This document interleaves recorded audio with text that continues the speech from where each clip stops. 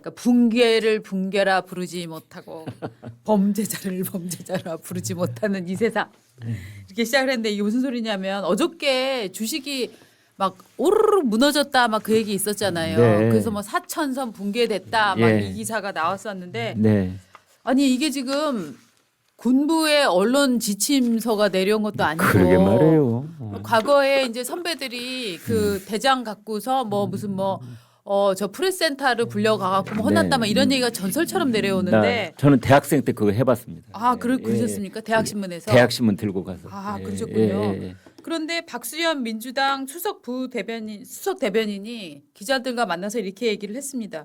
코스피가 4천 이하로 떨어졌다고 해서 4천선이 붕괴됐다고 하는 표현은 자제돼야 되지 않느냐. 그것이 국민 심리에 미치는 영향이 지대하지 않겠습니까? 코스피가 4천 이하로 내려온 것은 충분히 예견된 흐름이고 향후에도 숨고르기를 거쳐 등락이 반복할 텐데 붕괴라는 용어에 대해서 우리 함께 모두 주의가 필요할 거라고 생각을 합니다. 그러면서 또 이런 얘기도 했습니다. 여론조사가 50밑으로 내려가면 50%니까 이재명 대통령 국정 지지도 말씀입니다. 50%가 붕괴했다 이런 표현을 쓰는데 그건 좀 과한 표현이다. 요런 거는 붕괴, 요런 거는 아주 국민 심리에 문제가 영향을 끼칠 수 있기 때문에 보도에 유의해야 하는 것 아니냐. 오. 과거에 예. 신군부의 언론 네. 통제 방식도 이런 거 아니었습니까? 네. 말은 부드럽지만 네. 상당히 신경 쓰이는 표현이에요. 그렇죠. 예, 붕괴라는 표현을 한 번만 더 쓰면 언론사에 대해서 가령 정부 광고를 재조정하겠다든지. 이 박수현 대변인 뭐 저도 여기서 방송 진행할 때 그 몇 차례나 그 내가 모셔본 바도 있는데 네. 솔직히 언론 전문가는 아니잖아요. 그런데 붕괴를 쓰지 마라 뭐 대신 다른 말을 써달라 하는 것은 자기들 생각이고 그 문제는 그래요.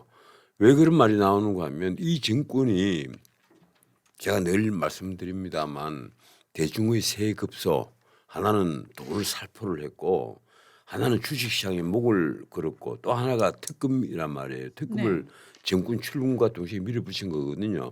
그런데 가장 지금 믿고 있었던 것이 바로 주식시장입니다. 네. 그 주식시장이 올라가니까 그나마 백화점 손님이 늘었다. 뭐 재래시장은 손님이 역시 그 다 떠났지만 백화점은 손님이 늘었다. 그걸 또 그 신문에 보면 그 신문 경제난에 보면 크게 났어요 그때. 그래서 주식시장 올라가서 그나마 민심을 다독거리고 있었다. 이랬는데 이 주식시장이 정말 붕괴가 되어버렸단 말이에요. 근데 붕괴를 붕괴라 부르지 못하면 그 폭락이라고 해야 합니까? 저 그런 무서운 표현은 쓰지 마시고요. 잠시 숨 고르기에 들어갔다라든가 잠시 지수가 조금 떨어졌다. 이렇게 표현을 써달라는 아주 정중한 표현 아닙니까? 글쎄요. 그래서 이제 영어식 표현을 찾아보니까 네. 주식 시장에서 이제 일정한 심리적 저지선이라는 게 있잖아요. 네. 되게 이제 숫자가 10단위로 끊어지는 뭐 그런 선들이라든지 뭐 이런 게 있는데 100단위, 1000단위 예, 있죠. 그렇죠. 예. 그런데 이제 이것이 이제 무너졌을 때 영어로는 뭐 correction이라고 한다든지 또는 뭐 crash라는 또는 collapse 이런 표현들을 쓰는데 네. 이제 번역을 하면 correction은 조정 뭐 네. 이 정도로 번역할 수 있지 않을까 싶은데요.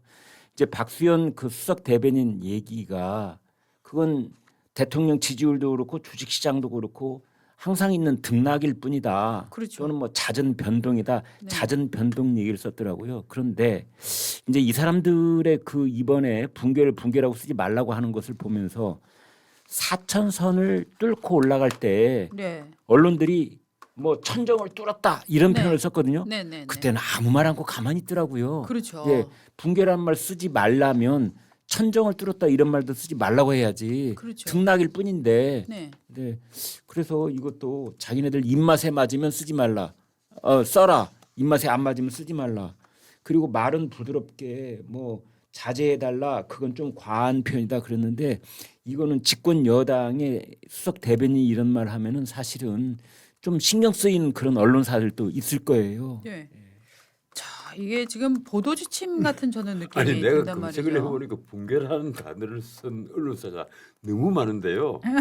근데 붕괴로 다 돼가 있고 그리고 뭐 주식시장이 붕괴라고 할 수밖에 없는 것이 그냥 그 초반에 폭락을 할 때는 정말 그 뭐 서킷 브레이크가 걸렸습니까? 그때 그 주식시장이 사이드카가 예. 발동됐었죠. 예. 사이드카가 발동됐죠. 예. 서킷 브레이크는 아니고 그럴 정도로 난리가 났었단 말이에요. 네. 난리가 났었는데 무슨 붕괴가 아니라고 하면 어떻게 합니까? 나중에 그나마 오늘 아침 신문이다 그렇죠. 오늘 아침 신문에 그 몇몇 신문은 동학개미가 그나마 왕창 몰려 들어왔기 때문에 그동안 포모 현상에 그 빠져있던 동학개미들 매수 찬스가 아니냐 이래서 동학개미들이 몰려 들어와서 그나마 지수를 어느 정도 회복을 했다. 그 얘기란 말이에요. 우리 이틀 폭락을 했잖아요. 근데 그걸 붕괴라고 안 하면 어떻게 합니까? 그래서 오늘 신문들이 대부분 턱걸이 사천선 턱걸이라고 예. 했던데 박수현 씨한테 묻고 싶어요. 야 턱걸이라는 표현을 써도 돼? 괜찮아? 아니 그런데 어제 이제 미국 시장에서 그 다른 건 몰라도 가령 마이크론 테크놀로지 같은 주가가 이제 회복을 하고 하니까 오늘 우리나라 시장이 또 시작할 때는 막 폭등을 했잖아요. 근데 지금은 내가 아까 보니까 거의 강보합, 약보합을 오락 내려하고 있어요. 심지어 삼성전자 같은 것은 그 10만 원에서 무너졌단 말이에요. 그것도 붕괴라고 해야지. 그러면 어떻게 표현합니까? 10만 원은 다시 내줘. 숨고르기 들어갔다. 뭐 이렇게 하는 겁니까? 내가 만약에 그 여기에 경제부장 같으면 삼성전자 10만 원 선 붕괴 그게 쉽게 독자들이 이해를 하잖아요. 이거는 여론 조작이죠. 실제로는 저는 검열의 시작이자 여론 조작의 상징이다라고 생각을 합니다. 맞습니다. 이 언론이 쓰고 있는 표현에 대해서 그거를 이런 그 절대 권력들은 항상 내가 기분이 나쁘다라고는 말하지 않습니다. 국민들이 동요한다. 국민들에게 악영향을 미친다. 그렇기 때문에 권력이 이런 언론들의 용어에 대해서는 어느 정도 뭐 가이드라인이 필요하다. 이런 논리를 세우고 있지 않습니까? 그렇죠. 네. 그렇기 때문에 저는 이거는 정말 검열이나 혹은 보도지침 이런 단어로 연결될 수 있는 표현이다라고 생각을 해요. 이게 말이죠. 네. 신문들은 좀 덜한데 방송들은 당장 이런 거 신경 씁니다. 그렇습니다. 예. 예. 붕괴라는 말 써가지고 이게 그렇죠. 방송통신심의위원회 이제 네. 방미심의위원회라고 불러야 되죠. 예, 예. 미디어란 말 들어갔으니까 그렇습니다. 방미심의위원회 불려갈 수도 있기 때문에 네. 아마 신경 쓸 겁니다. 두고 당연합니다. 보세요. 그리고 방송에서 이를테면 붕괴를 붕괴라 칭하지 못하면 어떤 효과가 나타나냐 하면은 계속 지금 정부 관계자들은 심지어 어저께 그 얘기를 한 사람도 있었잖아요. 빚이 생각해 보니까 이게 빚이 아니라 레버리지로 작동할 수 있다. 즉 레버리지라는 거는 지렛대처럼 더 큰 예. 거를 이렇게 끌어올릴 수 있는 일종의 마중물 우리가 얘기하고 있는데 그런 효과가 될 수 있다라고 얘기까지 하고 있어요. 즉 뭐냐면은 예.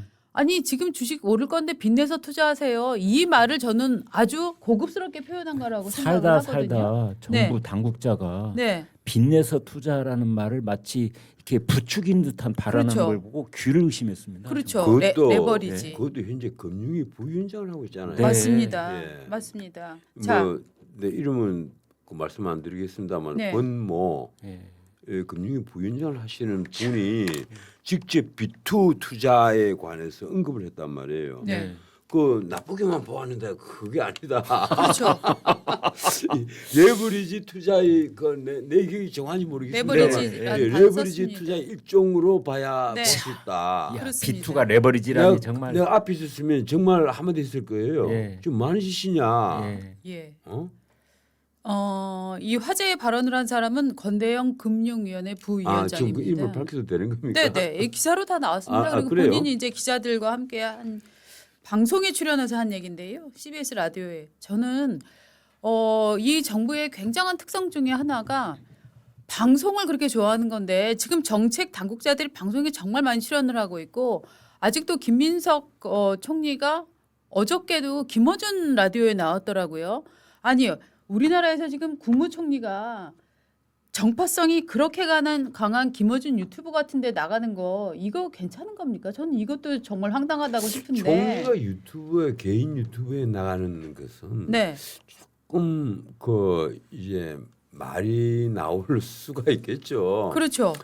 이 사실 이게 유튜브가 새로운 미디어 뭐 1인 미디어라고도 그 부를 수는 있겠지만 아직까지는 그 유튜브가 그 어떤 공정한 언론이라는 것은 그런 판단을 못 받고 있단 말이에요. 뭐 좌든 우든 그렇습니다. 한쪽으로 치우쳐 있다. 네. 이런 그 편파성 논란이 많은 이제 미디어인데 그런데 일국의 총리가 그것도 그 유명한 김우진 유튜브에 나가서 어떤 소신을 얘기를 한다거나 정책을 얘기를 한다는 것은 그건 오해를 받을 소지가 굉장히 많죠.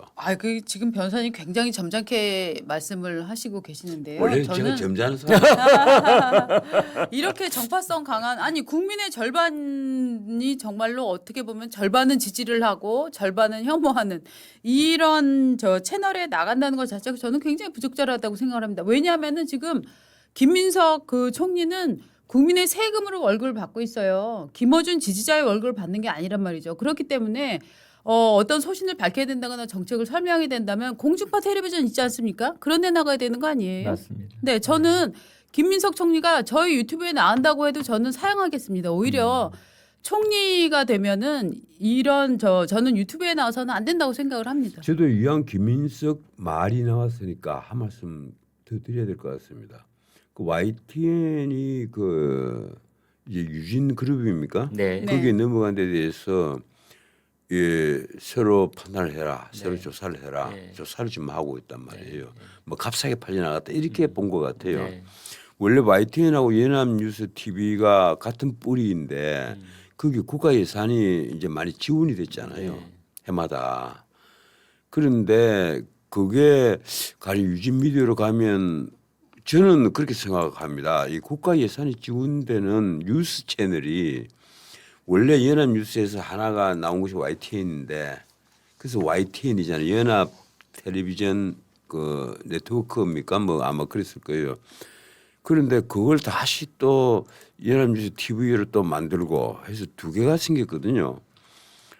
저도 YTN에서 뭐 라디오 프로그램을 진행을 해본 적이 있습니다만 어쨌든 그래서 그걸 그 하나의 공영방송, 공영뉴스 채널 두 개가 있는 셈이 되는데 그 중에 하나가 이제 문제가 들 민영화 된 것인데 그걸 다시 이미 계약도 다 끝났고 내가 알기로는 거기에 지배권이 넘어간 걸로 저는 알고 있습니다. 그런데 그걸 다시 재검토하라. 그걸 당장 어떤 말이 지금 나와 있는가 하면 언론을 장악하려는 것 아니냐 하는 야당의 공격을 받고 있단 말이에요. 그 총리가 이게 너무 앞서가는 거 아니냐.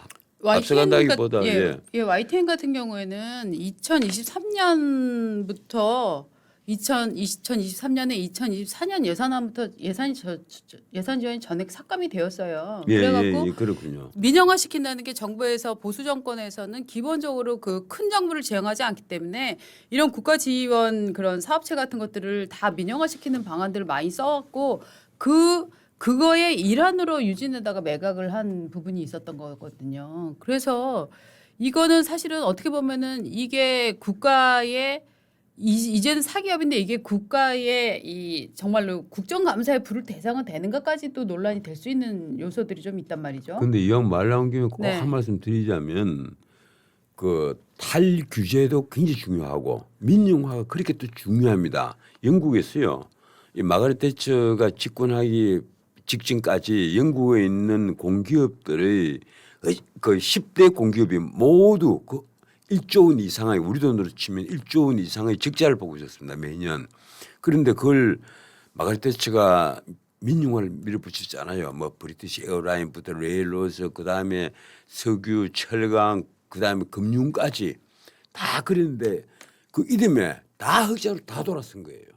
그래서 민영화는 좋은 것이다 하는 것이 이제 대치리점 중에 하나였는데 그걸 레이건도 그대로 그 물려받았죠. 레이건도 흉내를 내서 미국 그 중앙 정부가 연방 정부가 그 통제를 하고 있었던 어떤 그 파트를 민영화를 상당히 많이 시켰어요. 그런데 우리는 지금 거의 민영화를 못 하고 있습니다. 우리 그 KTX 그 아주 대표적이잖아요. 민영화 한다 하다가 끝내 민영화를 못 하고 있단 말이에요. 그리고 가령 아까는 뉴스 채널 2개를 얘기를 했는데 그 정부 예산이 엄청나게 지원이 되지 않습니까? 그렇다고 해서 그 방송국이 광고를 안 하는 방송국이 아니에요. 광고를 다 하거든요. 네. 하는데 왜 우리 세금을 1년에 내 기억이 맞다면 200억, 300억씩 지원을 하거든요. 왜 그렇게 지원을 해주고도 거기에 있는 종사하는 언론인들에게 그러면 대우를 잘 해주느냐? 제가 알기로는 그렇지도 못한 것 같아요. 그래서 민영화는 좋은 것이다. 이 말을 하려고. 하여튼 저 얘기가 잠깐 이제 옆으로 나갔습니다만 지금 어저께 이제 이기인 개혁신당 사무총장 얘기가 그거잖아요. 무슨 정부가 주식 리딩방 같다. 지금 이제 빚내서 투자하라는 얘기까지도 하고 있으면서 또 한쪽에서는 주식이 떨어져도 붕괴라는 단어는 안 써주는 게 좋지 않겠느냐. 이런 얘기를 하고 있다는 거. 정말 주식 리딩방 같다는 느낌이 그래서 들어요. 앞으로 앞으로 이제 뭐 축대가 무너지거나 그러면 네. 축대가 붕괴됐다 이러면 아, 그렇게 말하는 방송사는 방심위에 불려갈 것 같아요. 오. 그럼 뭐라고 해야 되느냐? 네. 축대가 구조조정에 들어갔습니다. 아 그것도 안 되구나. 축대가 숨고르기에 들어갔습니다. 그게 제일 맞는 것 같아요. 축대가 숨고르기에 들어갔다. 그렇죠. 네. 네. 아니 지금 이렇게 써야 됩니까? 정부가 정말. 그 언론이나 국민들이 쓰는 단어에 대해서 간섭을 하기 시작하는 것. 네. 저는 이것이 결국은 독재. 조지 오웰의 네. 1984가 되는 겁니다. 네. 이렇게 이제 들어오기 시작하는 거죠. 그렇습니다. 아니 근데 두 분은 이런 생각은 안 들어요. 그 우리 주식 시장이 저평가되어 있다는 것은 전 세계 금융계의 공지 사실이었습니다. 그런데도 이게 한국의 내셔널 리스크, 코리안 디스카운트는 당연히 당연한 것이다. 뭐 이런 식으로까지 알려져 있었단 말이에요. 그런데 윤석열 정권에서 왜 이 주식 시장을 가령 지금 폭등을 하고 있다는 SK 하이닉스가 PER 주당 순이익 비율이 있잖아요. 네. 그게 6, 5, 6, 7 정도에 불과했습니다. 그렇다면 그걸 15 정도로 3배로까지 뻥튀기가 가능한데 뻥튀기라기보다 정상화의 길로 갈 수 있는 것이 가능한데 왜 윤석열 정권은 한국 주식시장 부양을 생각하지 않았을까요? 난 오히려 난 더 궁금해요. 네. 이재명은 그 급소를 알고 있었던 겁니다. 그렇죠. 이재명은 쉽게 말해서 야 주식시장 부양하면 갑자기 확 힘을 받을 수 있다. 네. 그러면 대중의 지지를 우리가 얻을 수 있다. 이 네. 급소를 알고 있었던 거예요. 그렇죠. 그렇죠. 제가 정권 출범과 동시에 내가 이 얘기를 했거든요. 이 정권은 대중의 급소를 알고 있다. 그 하나는 돈을 확 풀어가지고 일단 서민들 그리고 빈곤층의 지지를 얻는 것. 또 하나는 주식시장을 부양시켜서 중산층에게 웃음을 돌려주는 것. 마지막 하나가 대중의 환호를 받는 것이 바로 특금 정국이다. 그런데 나는 아직도 궁금해요. 왜 윤석열 정권은 이런 급소를 모르고 있었을까? 네. 왜 그러면 문재인 정권에 대한 네. 비판조차도 전혀 하지 않았단 말이에요. 그렇죠.